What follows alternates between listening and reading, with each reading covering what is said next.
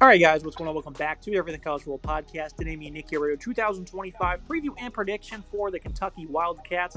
Looking at this coaching staff, Mark Stoops enters his 13th year as lead man.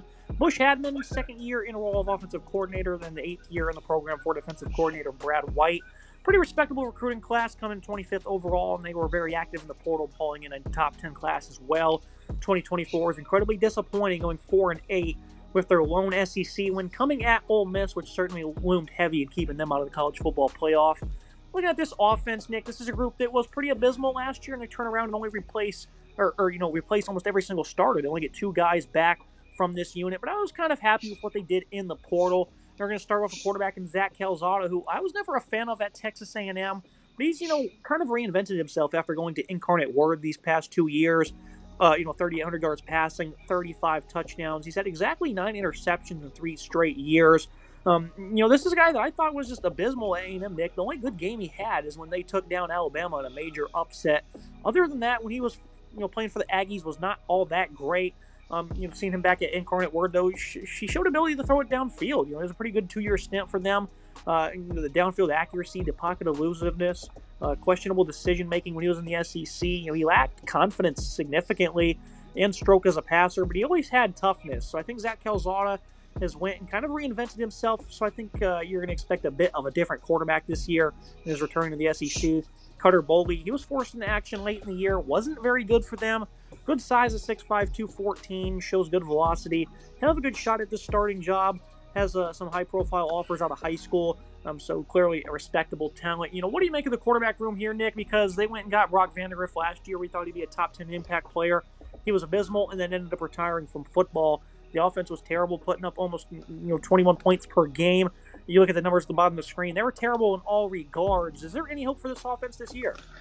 Unfortunately, it feels like there really isn't any hope for this offense this year. This was a very bad offense last year, and they only returned 2 starters, which I guess maybe you look at that as a positive. They only returned 2 starters from a bad offensive unit, but I think this is a lot of turnover that could really be tough. I really did not need you reminding me about that Zach Calzada game against Alabama at Texas A&M because I was there in College Station, a brutal night, a tough loss for Alabama, and definitely the crowning achievement of his career so far. But he did go to UIW and had some good success for a quarterback, a program that can produce solid quarterbacks at the lower level in Incarnate Word. 3,700 yards passing this year. Really solid number there, about 35 touchdowns for him, 9 picks, about 7.1 yards per attempt as well. Had 2,500 yards the year prior and 19 touchdowns.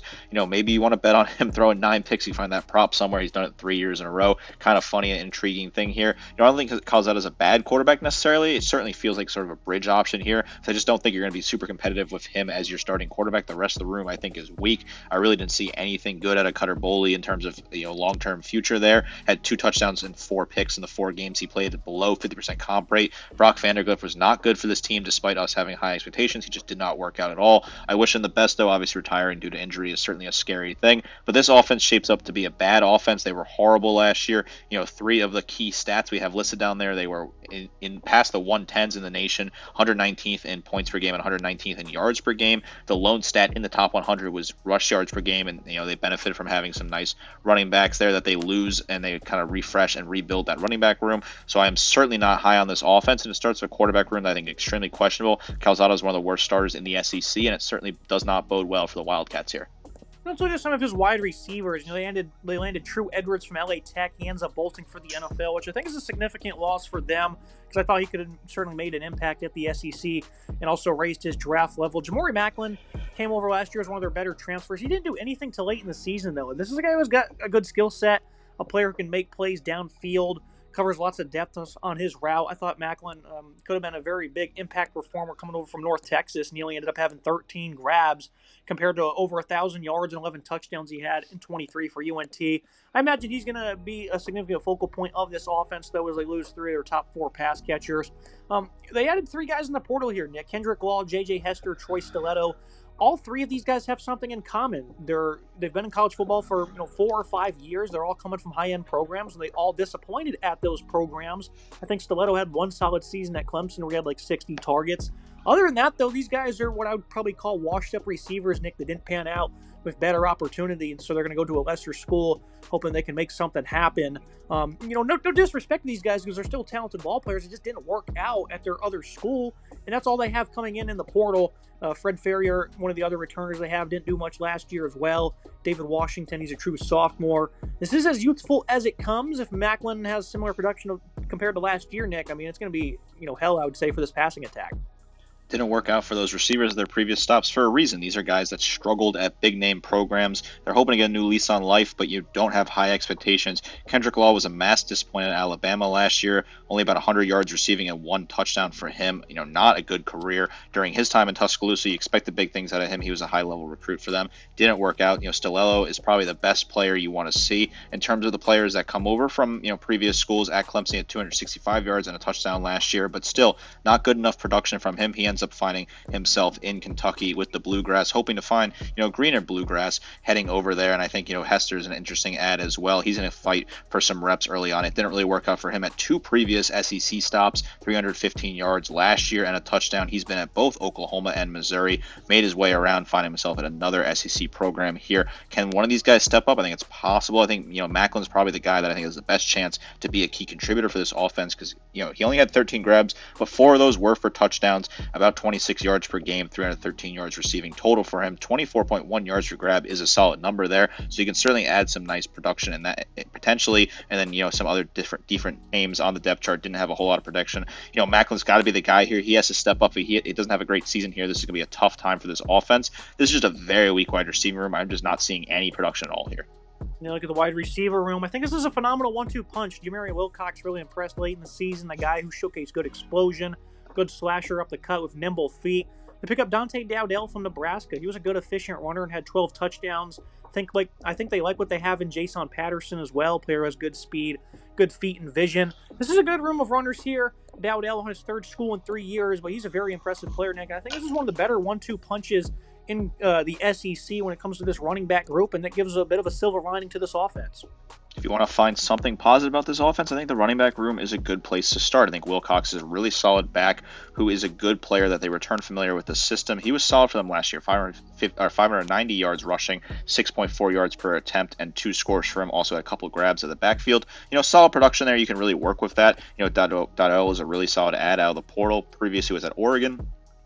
Had great production last year at Nebraska, 614 yards on the ground, 4.3 yards per attempt, and 12 scores for him.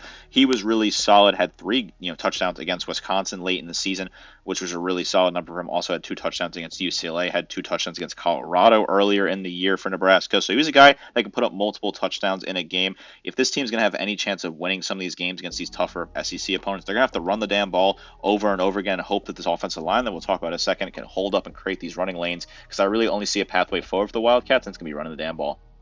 Yeah, you look at this offensive line. It's just been an abysmal part of this team for a couple of seasons now. This staff has just not been able to get it right. But this year they dipped heavy into the portal, starting with left tackle Shiza Pete, arrives through New Mexico State. He was quite good across 6 games. He has a gas tank considering he played 114 snaps in the season finale and allowed 0 pressures, Nick. That's pretty impressive. Had a tough time with Texas A&M, though, a few weeks earlier. 6'8", 320 pounds, 3 years of experience. I think that's a nice starting point for them. Wallace Anamba was quite good as a starter at right tackle for New Mexico. Jalen Farmer, he's the lone returning starter up front. Looks like he'll be shifting to left guard. Was pretty solid in pass protection. Evan Wimberly was a really good center for Western Kentucky at 6'5", 300. This is a bit of a shocking one here, landing elite right guard in Joshua Braun from Arkansas. He's a 6-year player who's been so good in his career. Love the move here for him. He sits at 6'6", 338. Phenomenal addition for the Wildcats. Alex Walschlanger will take over at right tackle, another 6-year guy from Bowling Green, coming off his best career season yet, 6'7", 305 pounds. And then Jagger Burton returns for his 5th year. He can play anywhere on the interior O-line. He's been below average most of his career, though.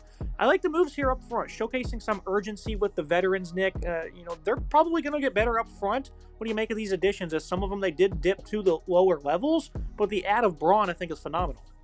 When I looked at this offense yesterday, you and I were speaking before doing this episode, I said, who's the best player on this offense? And immediately I said to myself, it's probably Jalen Farmer, which is really, you would hope to find some better production out of maybe your running backs or wide receiver. But I think Farmer's probably the best player on this offense overall. He's a really good guard, a very versatile physical player that's a really good player to have back, a guy that's really getting better in the system.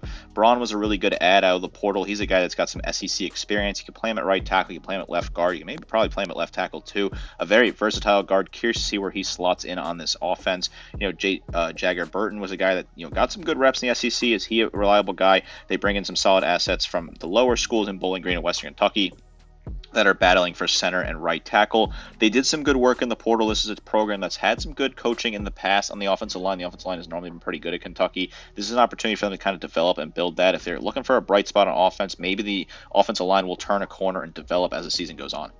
Offensive verdict, and Nick and I had said this to you as kind of a joke, and maybe it sounds kind of disrespectful, but I feel as if this could be a lethal unit maybe in the ACC or the group of five, but here in the SEC, it's likely going to be hard to showcase a consistent amount of production. I think Calzada is an average starter. Most of the ads are players who have had disappointing careers, but if this offensive line shakeup works out, then they could have an impressive run game. So there's some upside, and that's the reason I made that comment, Nick, because I think if they're playing some struggling defenses, they can certainly maybe pick them apart. And with all these younger guys that again, are kind of washed up receivers, I feel like playing lesser competition on a weekly basis, I think they could have something for them.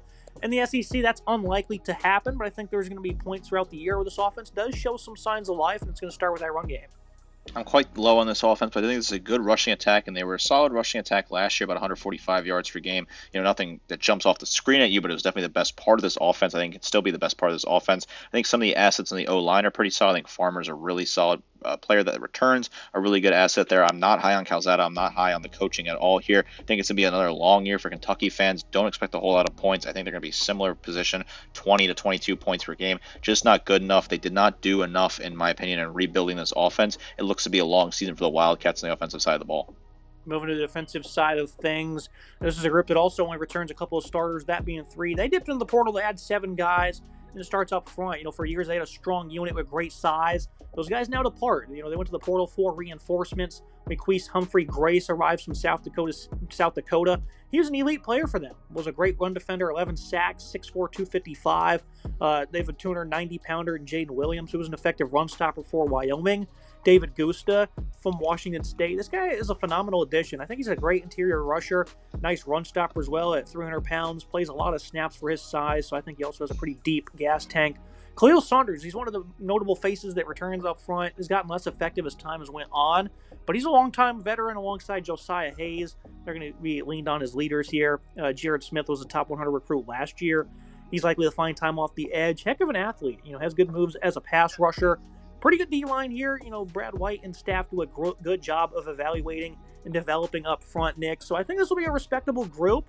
I love some of the additions they made. Can they come over to the SEC and have the same impact as they had at their previous destinations, though?